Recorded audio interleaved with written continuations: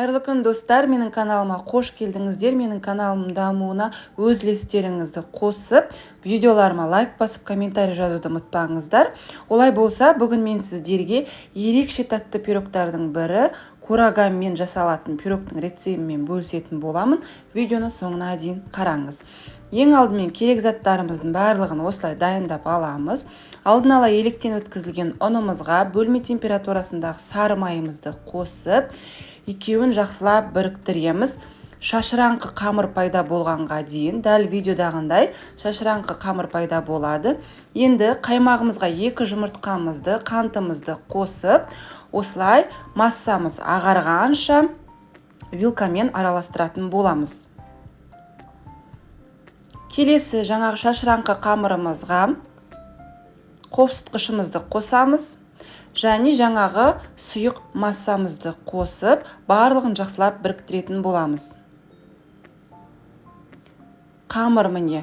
Қамырымыз осындай, яғни песочный қамыр болып шығады. Қолға жабысуы мүмкін. Артық ұн қосып керек емес. Осылай салафановый пакетке салып, холодильникқа 1 сағатқа қойып қоясыздар. Келесі алдын ала 1-2 қайтара жуылған, тазаланған өріктерімізді осылай блендерға салып, блендерда қазір ұсататын боламыз. Міне блендерға салған кезде осылай болып ұсатып алдық. Енді осы өрігіміздің үстіне қайнап тұрған ыстық суымызды құйып, бетін жауып, 40-45 минутқа қалдырасыздар. Келесі бізде 1 сағаттан кейін міне қамырымыз бағанағында жабысқақ емес. Қамырымызды 2-ге бөліп, теңдей бір бөлігін осылай формамызға жайып шығамыз. Мендегі форманың размері 26 диаметр. Шеттерін, осылай бортиктарын артық қамырларды алып тастаңыздар. Өте жұқа болып жайылса, ерекше тәтті болып шығады. Міне астыңғы қамырымыз дайын. Келесі бұғып тұрған жаңағы өрігімізді осылай жақсылап араластырып шығамыз. Бұққан кезде ол одан сайын жаңағы өріктеріңіз кішкене үлкейіп, сондай әдемі болып тұрады да.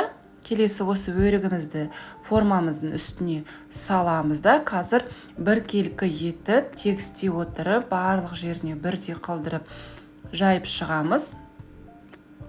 Видеода көріп тұрсыздар, біздің курагамыз сондай әдемі болып қоюланып шыға келді.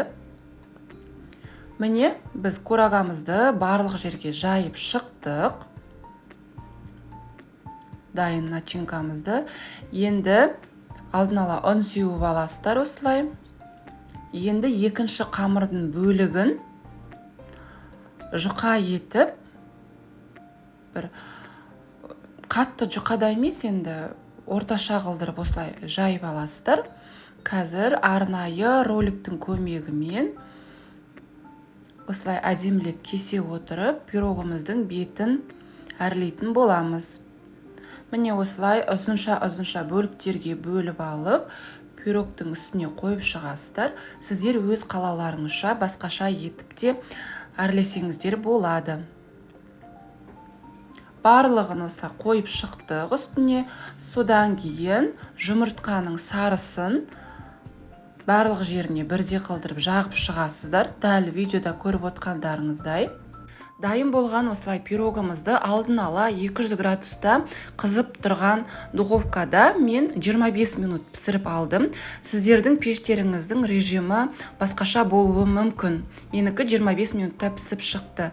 Міне біздің пирогымыз дайын.